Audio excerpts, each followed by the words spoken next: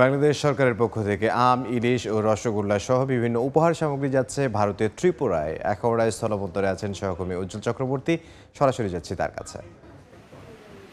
গত 23শে জুন ভারতের ত্রিপুরা রাজ্যের মুখ্যমন্ত্রী ডাক্তার মানিক সরকারের পক্ষ থেকে কুইন জাতের 500 কেজি আনারস বাংলাদেশের মাননীয় প্রধানমন্ত্রী শেখ হাসিনার কাছে উপহার হিসেবে পাঠানো হয়। তারপরে কিন্তু আজকে বাংলাদেশের মাননীয় প্রধানমন্ত্রী শেখ হাসিনার পক্ষ থেকে ত্রিপুরা মুখ্যমন্ত্রী এবং তার মন্ত্রী পরিষদের সদস্যদের জন্য কিন্তু এখানে 400 কেজি রংপুরে যে বিখ্যাত হাড়িভাঙ্গা আম যাচ্ছে, সেই সাথে 50 কেজি ইলিশ, 50 কেজি রসগোল্লা এবং 1 বান্ডিল রেপিং পেপার এবং 100টি গিফট কার্ড পাঠানো হচ্ছে।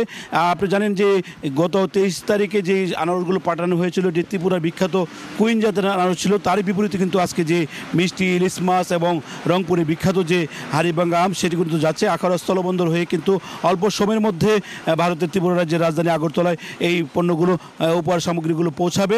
এখানে যারা আমগুলো পরিবহন করছেন, যে সিএনএফ এজেন্ট অ্যাসোসিয়েশনের যারা দায়িত্ব পালন করছে, শোয়েব ট্রেড ইন্টারন্যাশনাল যিনি আছেন রাজীব আহমেদ, তার সাথে আমরা কথা বলেন। তিনি বলছেন এই উপহারের সামগ্রী অল্প সময়ের মধ্যে দুই দেশের শূন্যরেখা অতিক্রম করে ভারতের ত্রিপুরা রাজ্যের রাজধানী আগরতলায় পৌঁছাবে।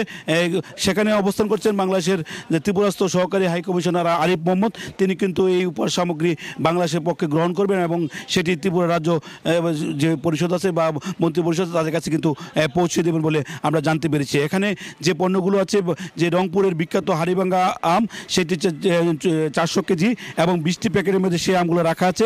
50 কেজি ইলিশ এবং রসগোল্লা, রেপিং পেপার এবং 100টি গিফট কার্ড রয়েছে।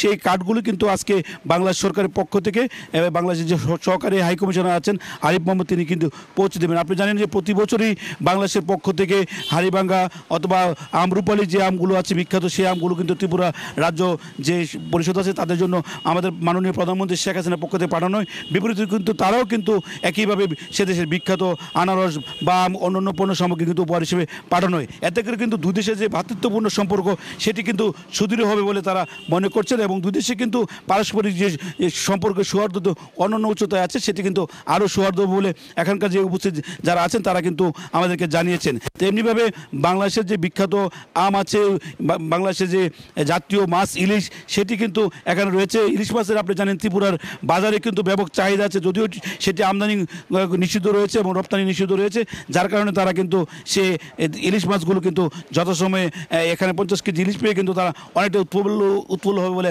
আমাদেরকে জানিয়েছেন। সার্বিকভাবে এখানে যে বাংলাদেশের সরকারের পক্ষ থেকে যে উপহার, সেটি অল্প সময়ের মধ্যে ভারতের ত্রিপুরা রাজ্যের রাজধানী ত্রিপুরা আগরতলায় পৌঁছবে বলে আমাদেরকে জানানো হয়েছে। তো এই ছিল আমার কাছে আখাউড়া স্থলবন্দর থেকে যে উপহার সামগ্রী প্রদানের সর্বশেষ। ব্রাহ্মণবাড়িয়া থেকে সহকর্মী উজ্জ্বল চক্রবর্তী।